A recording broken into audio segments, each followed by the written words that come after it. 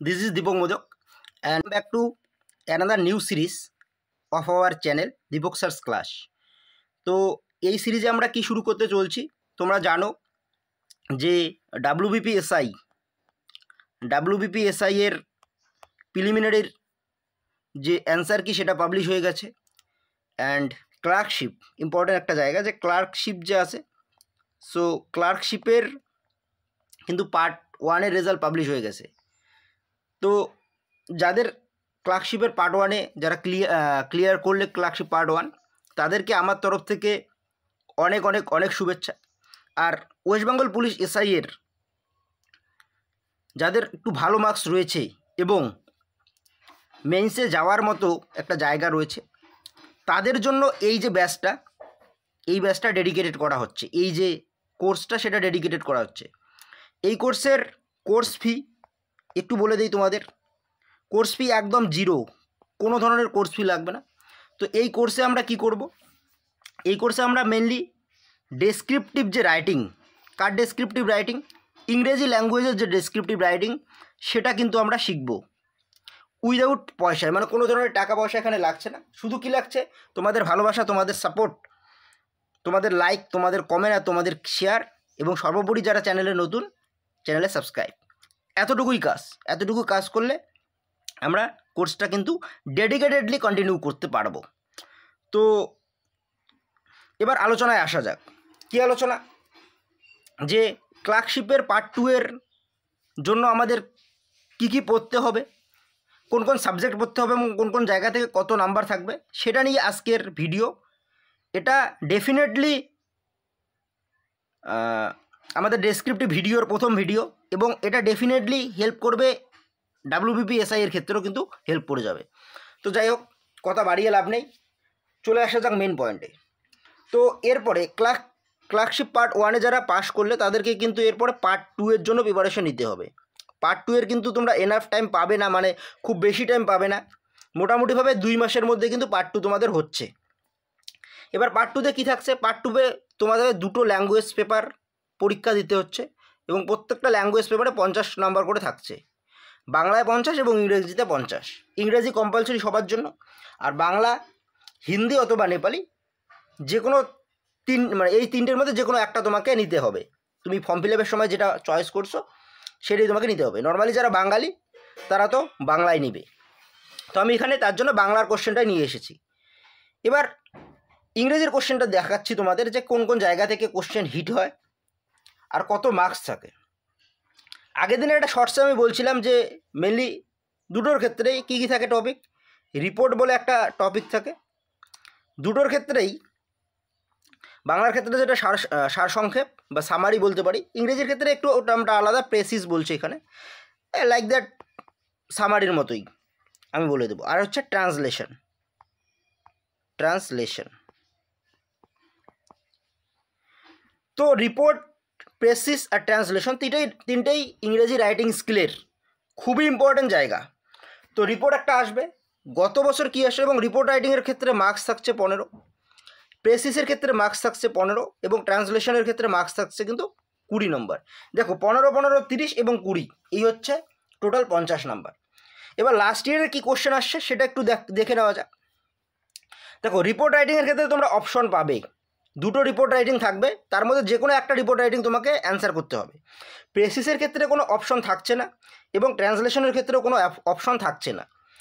এবার report writing normally কীরকম আসছে গত বছর, মানে 2019-এর যেটা ক্লার্কশিপ ছিল, সেক্ষেত্রে কিন্তু আমরা যারা মেন্স দিয়ে এসেছিলাম, আমিও নিজে মেন্স দিয়েছিলাম, তো সেক্ষেত্রে 2টো রিপোর্ট রাইটিং আসছিল। একটা হচ্ছে সেই সময় করোনা ভাইরাসের কিন্তু একটা প্রভাব ছিল, ফলে করোনা ভাইরাস থেকে একটা রিপোর্ট রাইটিং আসছিলো। কী রিপোর্ট রাইটিং আসছিলো, দেখো এ নাম্বার কোশ্চেন দেওয়া আছে, 1-এর A, the corona virus infection has been ragging through the country, write a report on the precautionary measures taken by the shops and markets in your area to prevent the spread of this disease. That means কি বলছে, corona virus গোটা দেশ জুড়ে চলছে, এবং সেই সময় তোমার এলাকার যে দোকানগুলো রয়েছে, যে মার্কেটগুলো রয়েছে, সেখানে কি মানে প্রিকশনারি মেজার্স, মানে সতর্কতামূলক কি সতর্কতামূলক কী কী কাজ করা হয়েছে সেটার মানে করোনা ভাইরাসটাকে প্রিভেন্ট করার জন্য, সেটার জন্য কিন্তু একটা রিপোর্ট রাইটিং। আর একটা একদম তথাকথিত রিপোর্ট রাইটিং, একটা ট্র্যাডিশনাল রিপোর্ট রাইটিং, যেটা আমরা ছোটোবেলা থেকেই শিখি, যে একটা ফায়ারের ঘটনা ঘটছে। এ devastating fire has broken out in the godown of a local factory. কোনো একটা লোকাল ফ্যাক্টরিতে আগুন ধরছে, তো সেই আগুন ধরার উপর বেস করে একটা রিপোর্ট রাইটিং লেখো। একদম ইজি রিপোর্ট রাইটিং ছিল, কোনো কঠিন, অনেকে তোমাদের ভয় দেখাবে যে এত কঠিন রিপোর্ট রাইটিং আসবে, এত কিচ্ছু না, একদম সোজা। ইংরেজি যে রাইটিং স্কিল আছে একদম সোজা। আমি সব কিছু শেখাবো, যে কোথা থেকে শুরু করব, কিভাবে শুরু করব, সব কিছু শেখাবো, একদম জিরো থেকে শেখাবো। নেক্সট যে জায়গাটা সেটা হচ্ছে precis writing. Precis writing means এটা তোমরা ধরে নিতে পারো সারসংক্ষেপ বা সামারি ধরে নিতে পারো, অর্থাৎ একটা বড় প্যাসেজ দেওয়া থাকবে, তার ভাবার্থটা লিখতে হবে। তো সেখান থেকে 15 নম্বর আসছে, এটা তোমরা একটু পারলে পড়ে নেবে, আমি আর এত বড় প্যাসেজটা পড়লাম না। থার্ড যে জায়গাটা আসছে সেটা হচ্ছে ট্রান্সলেশন আসছে, অর্থাৎ বাংলা ইংরেজির ক্ষেত্রে কী হবে, একটা বাংলা প্যাসেজ দেওয়া থাকবে, সেটাকে ইংরেজিতে ট্রান্সলেট করতে হবে।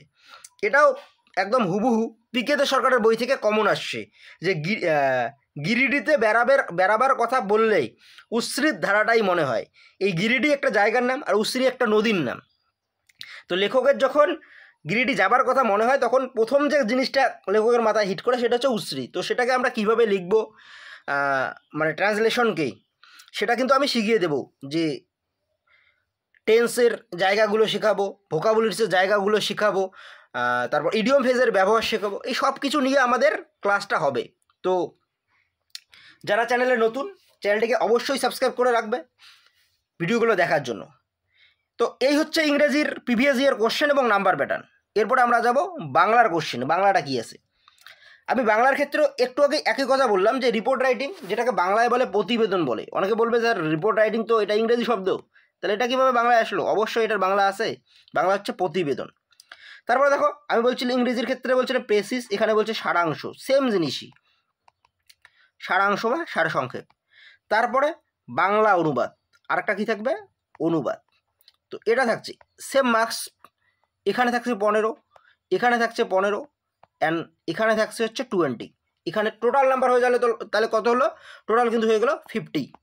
এবার একই প্যাটার্ন, এই প্রতিবেদনের ক্ষেত্রে থাকবে 2টো রাইটিং স্কিল, তার মধ্যে তোমাকে একটা রাইটিং স্কিল করতে হবে। আর সারসংক্ষেপের ক্ষেত্রে এটার ক্ষেত্রে থাকছে একটা, এবং বাংলা অনুবাদের ক্ষেত্রে থাকছে একটা। এগুলোর ক্ষেত্রে কিন্তু কোনো অপশন নেই। তো গত বছর লাকিলি কী হয়েছিল, দেখো কি ব্যাপারটা হয়ে গেছিলো, যে রিপোর্ট রাইটিং ইংরেজির ক্ষেত্রেও যা রিপোর্ট রাইটিং আসছিল, বাংলার ক্ষেত্রেও প্রায় সেম রিপোর্ট রাইটিংয়ে আসছিলো। কি, যে লকডাউন পরিস্থিতিতেই পরিযায়ী শ্রমিকদের বাড়ি ফেরার সমস্যা নিয়েই সংবাদপত্রে প্রকাশ উপযোগী একটি রিপোর্ট লিখুন। তো তোমরা জানো যে যখন করোনা হয়েছিল, তখন যারা পরিযায়ী শ্রমিক, যারা বিভিন্ন রাজ্যে, এই রাজ্য থেকে বিভিন্ন রাজ্যে গিয়ে কাজ করে, তারা কিন্তু বিভিন্ন রাজ্যে আটকে পড়েছিল। তো তারা কিভাবে বাড়ি ফিরছিল, বা সরকার কী কী প্রসেস করছিল বাড়ি ফেরার জন্য, সেই সব কিছু কিন্তু তোমাদের এখানে রিপোর্ট অ্যাজ এ রিপোর্ট হিসেবে প্রেজেন্ট করতে হতো। দ্বিতীয় যে রাইটিং স্কিলটা আসছে সেটা কি, মাস্ক পরা নিয়েই গণসচেতনতার অভাব বিষয়ে সংবাদপত্রে প্রকাশ উপযোগী একটি রিপোর্ট লিখুন।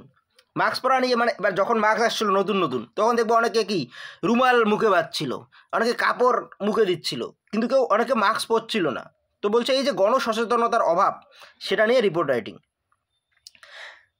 দ্বিতীয় যে কোশ্চেনটা আসছে সেটা হচ্ছে সারাংশ লিখুন। সারাংশ, এখানে একটা প্যাসেজ দেওয়া আছে, তোমরা প্যাসেজটা একটু পড়ে নেবে, খুব কঠিন প্যাসেজ নয়, একদম সোজা প্যাসেজই থাকে। আর বাংলায় অনুবাদ করুন, একটা ইংরেজি রাইটিং, ইংরেজি একটা প্যাসেজ দেওয়া থাকবে, সেটার বাংলা করতে হবে।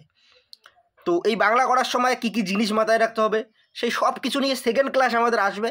আজকে আমরা ডেসক্রিপটিভ রাইটিংয়ের ফার্স্ট ক্লাস নিলাম, এবং এখানে দেখলাম আমরা ক্লার্কশিপে কোন কোন কোশ্চেনগুলো প্রিভিয়াস ইয়ার এসেছে এবং কোন কোন জায়গা থেকে কত নম্বর থাকছে, সেই সব কিছু নিয়ে আমাদের কিন্তু আলোচনা হলো। তো ভিডিও শেষ করার আগে আবারও রিকোয়েস্ট করব, এই যে কোর্সটা আমরা চালাবো তার জন্য ফি হচ্ছে 0, কোনো ধরনের পয়সা তোমাদের লাগছে না, একদম কমপ্লিটলি। যে তুমি পয়সা দিয়ে ভর্তি হয়ে যে অন্য কোচিং সেন্টারে যেরকম শিখবে, তার থেকে আশা করি এখানে বেশি শিখবে। আমি বলছি ইংরেজি রাইটিং স্কিলের যে গ্যারান্টি, সেটা আমি নিচ্ছি। ইংরেজি রাইটিং স্কিল, তোমরা ইংরেজিতে স্কিল্ড হবে, এটার গ্যারান্টি আমার কাছে আছে। কিন্তু এক্ষেত্রে তোমাকে কোনো পয়সা দিতে হবে না, শুধু কি দিতে হবে, লাইক, শেয়ার কমেন্ট অ্যান্ড চ্যানেলে নতুন হয়ে থাকলে সাবস্ক্রাইব আস। তো এখানেই আজকের ভিডিও শেষ করছি। তোমরা ভালো থাকো, সুস্থ থাকো এবং মেন্সের যে প্রিপারেশান সেটাকে কন্টিনিউ রাখো। ধন্যবাদ। খুব তাড়াতাড়ি আরও একটা ভিডিওতে তোমাদের সঙ্গে দেখা হবে।